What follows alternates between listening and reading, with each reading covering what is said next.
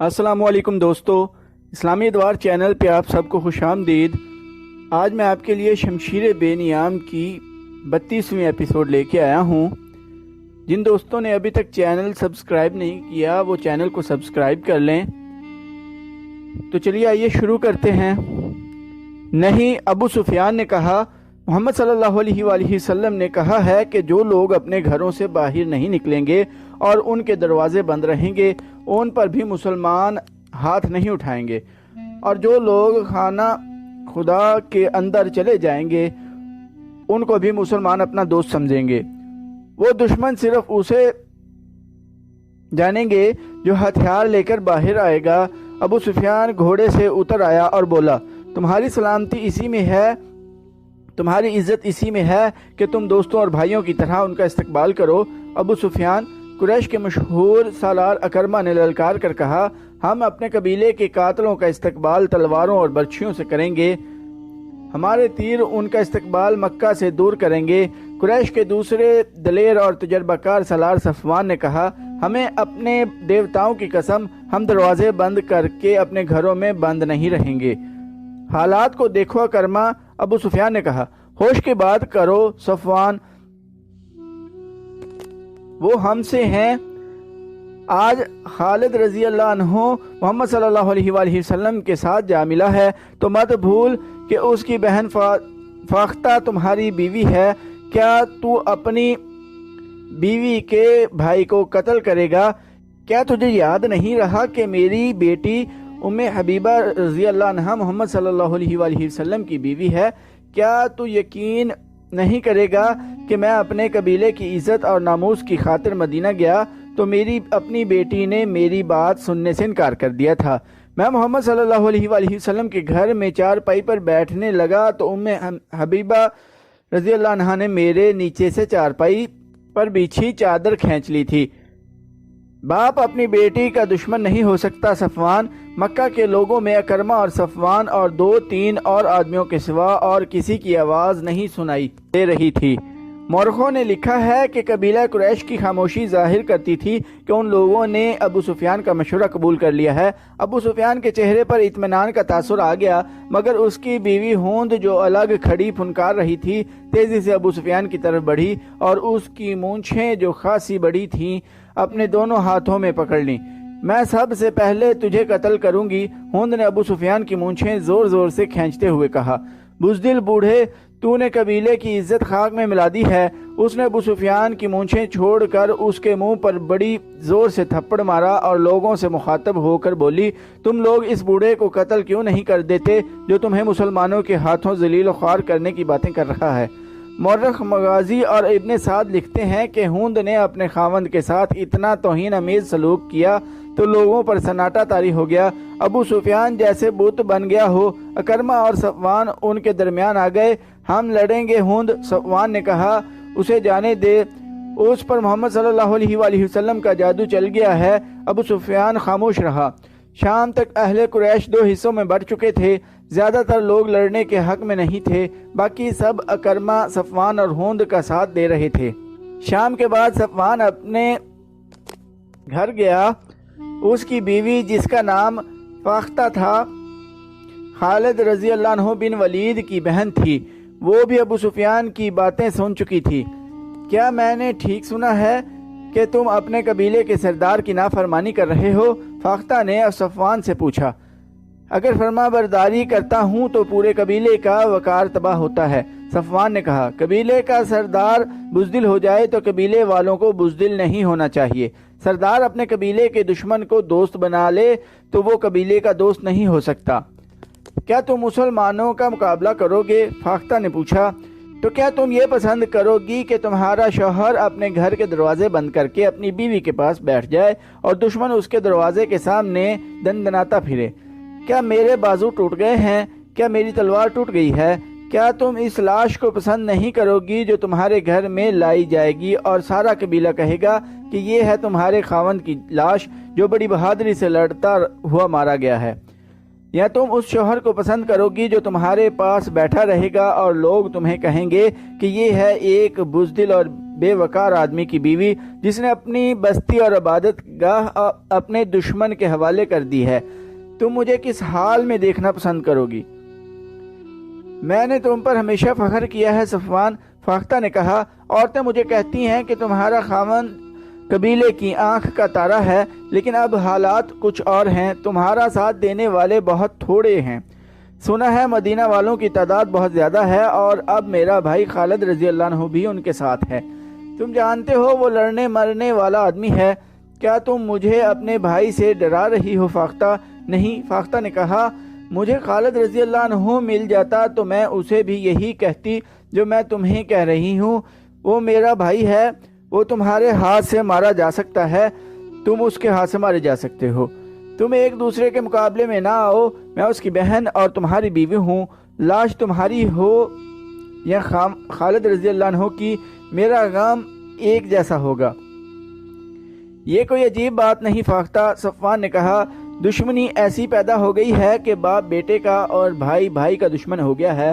اگر میں تمہارے رشتے کا خیال رکھوں تو تم میرے رشتے کا خیال نہ رکھو۔ فاختہ نے اس کی بات کاٹتے ہوئے کہا، قبیلے کا سردار تمہیں کہہ رہا ہے کہ لڑائی نہیں ہوگی، محمد صلی اللہ علیہ وآلہ وسلم کی اطاعت قبول کر لیں گے، پھر تم لڑائی کا ارادہ ترک کیوں نہیں کر دیتے؟ تمہارے ساتھ بہت تھوڑے آدمی ہوں گے۔ میں اطاعت قبول کرنے والوں میں سے نہیں، صفوان نے کہا۔ پھر میری ایک بات مان لو، فاختہ نے کہا، خالد رضی اللہ عنہ کے آمنے سامنے نہ آنا، اسے میری ماں نے جنم دیا ہے، ہم دونوں نے ایک ماں کا دودھ پیا ہے، وہ جہاں کہیں بھی ہو، بہن یہی سننا چاہتی ہے کہ اس کا بھائی زندہ ہے، میں بیوہ بھی نہیں ہونا چاہتی صفوان، پھر اپنے بھائی سے جا کے کہو کہ مکہ کے قریب نہ آئے۔ صفوان نے کہا، وہ میرے سامنے آئے گا تو ہمارے رشتے ختم ہو جائیں گے۔ فاختہ کے آنسو صفوان کے ارادوں کو ذرا سا بھی متزلزل نہ کر سکے۔ رسول اکرم صلی اللہ علیہ وآلہ وسلم نے ایک اور انتظام کیا، انہوں نے چند ایک آدمی مختلف بحروپوں میں مکہ کے ارد گرد چھوڑ رکھے تھے۔ ان کا کام یہ تھا کہ مکہ سے کوئی آدمی باہر نکل کر کہیں جاتا نظر آئے تو اسے پکڑ لیں۔ جاسوسی کا یہ اہتمام اس لیے کیا گیا تھا کہ قریش اپنے دوست قبیلوں کو مدد کے لیے نہ بلا سکیں۔ دوسرے ہی دن وہ 2 شتر سواروں کو پکڑا گیا جو عام سے مسافر معلوم ہوتے تھے، انہیں مسلمانوں کے پڑاؤ میں لے جایا گیا۔ 1-2 دھمکیوں سے ڈر کر انہوں نے اپنی اصلیت ظاہر کر دی۔ ان میں سے ایک یہودی تھا اور دوسرا قریش قبیلے کا۔ وہ مکہ سے چند میل دور رہنے والے قبیلے بنو بکر کے ہاں یہ اطلاع لے کے جا رہے تھے کہ مسلمان مراؤ ظہر میں پڑاؤ کیے ہوئے ہیں۔ بنو بکر کو پیغام بھیجا جا رہا تھا کہ وہ مسلمانوں پر شب خون ماریں اور 2 اور قبیلوں کو بھی اپنے ساتھ ملا لیں۔ پیغام میں یہ بھی تھا کہ مسلمان مکہ کو محاصرے میں لیں تو بنو بکر اور دوسرے قبیلے عقب سے ان پر حملہ کر دیں۔ ان سے پوچھا گیا کہ مکہ میں لڑائی کی تیاریاں کس پیمانے پر ہو رہی ہیں۔ انہوں نے بتایا کہ ابو سفیان لڑائی نہیں چاہتا اور مکہ والوں کی اکثریت اس کے ساتھ ہے، صرف اکرمہ اور صفوان لڑیں گے، لیکن ان کے ساتھ بہت تھوڑے آدمی ہیں۔ ان دونوں آدمیوں کو ابو سفیان نے نہیں، اکرمہ اور صفوان نے بھیجا تھا۔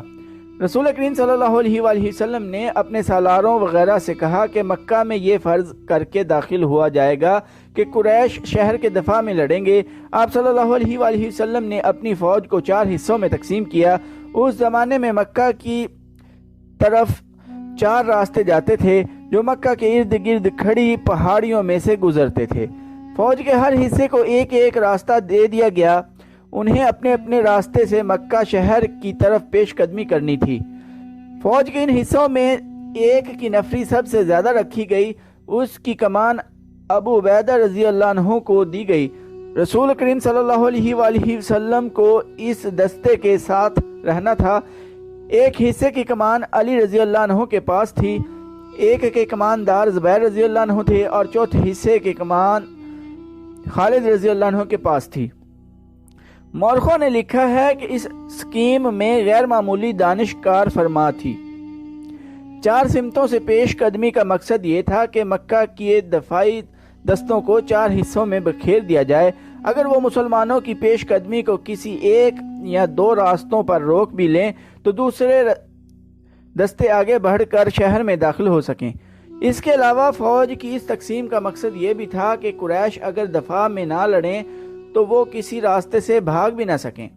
رسول اکرم صلی اللہ علیہ وآلہ وسلم نے اس اسکیم کے علاوہ جو احکام دیے وہ یہ تھے کہ قریش دفاع میں نہ لڑیں تو ان پر ہاتھ نہ اٹھایا جائے، امن کا جواب پرامن طریقے سے دیا جائے، اگر کہیں جھڑپ ہو جائے تو زخمیوں کو قتل نہ کیا جائے بلکہ ان کی مرہم پٹی اور دیکھ بھال کی جائے، لڑنے والوں میں جو پکڑا جائے ان پر نہ تشدد کیا جائے نہ اسے قتل کیا جائے اور اسے جنگی قیدی بھی نہ سمجھا جائے، اور ان میں سے کوئی بھاگ نکلے تو اسے بھاگ جانے دیا جائے۔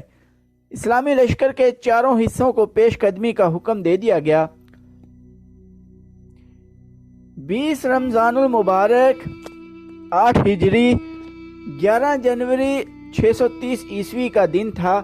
اسلامی لشکر کے 3 حصے اپنے راستوں سے گزر کر مکہ میں داخل ہو گئے، کسی طرف سے ان پر ایک تیر بھی نہ آیا، شہر کا کوئی دفاع نہ تھا، قریش کی کوئی تلوار نیام سے نہ نکلی، لوگ گھروں میں بند رہے، کسی مکان کی چھت پر کوئی عورت یا بچے کھڑے نظر آتے تھے۔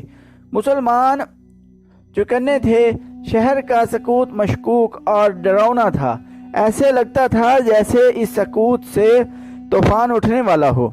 شہر سے کوئی طوفان نہ اٹھا، طوفان اٹھانے والے 2 آدمی تھے، ایک اکرمہ دوسرا صفوان، دونوں شہر میں نہیں تھے، کئی اور آدمی شہر میں نہیں تھے، وہ قریب ہی کہیں چھپے ہوئے تھے، وہ رات کو باہر نکل گئے تھے، ان کے ساتھ تیر انداز بھی تھے۔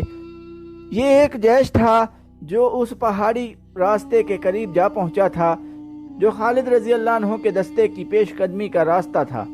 اکرمہ اور صفوان کو معلوم نہیں تھا کہ اس اسلامی دستے کے قائد خالد رضی اللہ عنہ ہیں۔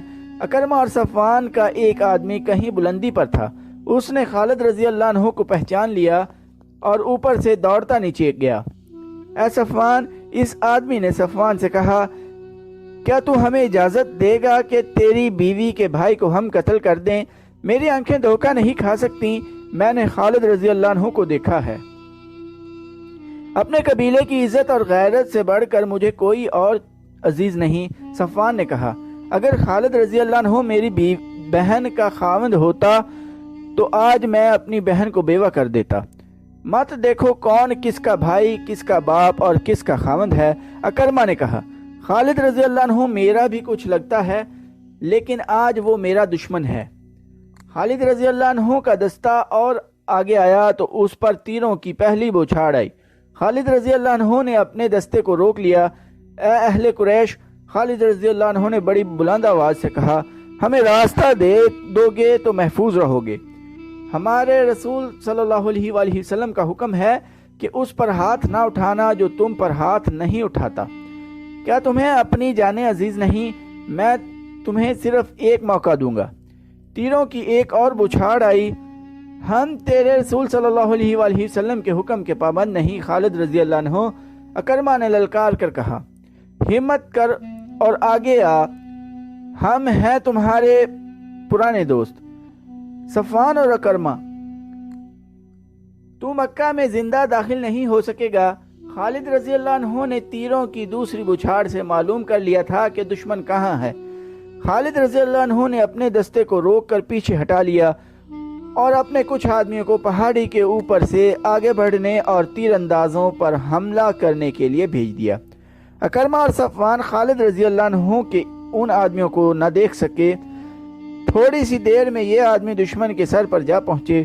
وادی سے خالد رضی اللہ عنہ نے ہلہ بول دیا جو اس قدر تیز اور شدید تھا کہ قریش کے پاؤں اکھڑ گئے۔ خالد رضی اللہ عنہ نے اوپر سے بھی حملہ کرایا تھا اور نیچے سے بھی۔ کہاں ہو اکرمہ؟ خالد رضی اللہ عنہ للکار رہے تھے۔ کہاں ہو صفوان؟ وہ دونوں کہیں بھی نہیں تھے۔ وہ خالد رضی اللہ عنہ کے حلے کی تاب نہ لا سکے اور خالد رضی اللہ عنہ کو نظر آئے بغیر کہیں بھاگ گئے۔ ان کا جیش بھی لاپتہ ہو گیا۔ پیچھے قریش کی 12 لاشیں رہ گئیں۔ مختصر سی اس جھڑپ میں 2 مسلمان، جیش بن اشر رضی اللہ عنہ اور کوز بن جابر رضی اللہ عنہ فہری شہید ہوئے۔ اسلامی فوج کے 3 حصے مکہ میں داخل ہو چکے تھے۔ خالد رضی اللہ عنہ کا دستہ ابھی نہیں پہنچا تھا۔ سب حیران تھے کہ اہل مکہ نے مزاحمت نہیں کی، پھر خالد رضی اللہ عنہ کے نہ آنے کی وجہ کیا ہو سکتی ہے؟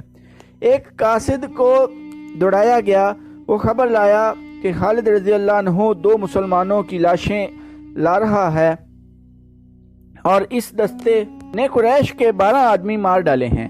رسول کریم صلی اللہ علیہ وآلہ وسلم نے سنا تو آپ صلی اللہ علیہ وآلہ وسلم بہت برہم ہوئے۔ آپ صلی اللہ علیہ وآلہ وسلم اچھی طرح جانتے تھے کہ خالد رضی اللہ عنہ جنگ و جدل کا دلدادہ ہے، اس نے بغیر اشتعال کے لڑائی مول لے لی ہوگی۔ خالد رضی اللہ عنہ کے مکہ میں آنے کی اطلاع ملی تو رسول اللہ صلی اللہ علیہ وآلہ وسلم نے انہیں بلا کر پوچھا کہ اس حکم کے باوجود کہ لڑائی سے گریز کیا جائے، انہوں نے قریش کے 12 آدمیوں کو کیوں مار ڈالا؟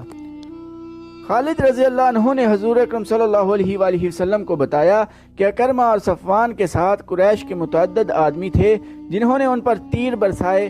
خالد رضی اللہ عنہ نے یہ بھی بتایا کہ انہوں نے اکرمہ اور صفوان کو ایک موقع دیا تھا، لیکن انہوں نے تیروں کی ایک اور بچھاڑ پھینک دی۔ رسول خدا صلی اللہ علیہ وآلہ وسلم نے ابو سفیان سے پوچھا کہ اکرمہ اور صفوان کہاں ہیں؟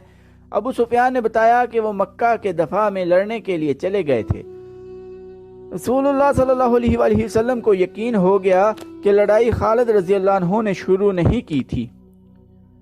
مکہ پر مسلمانوں کا قبضہ ہو چکا تھا۔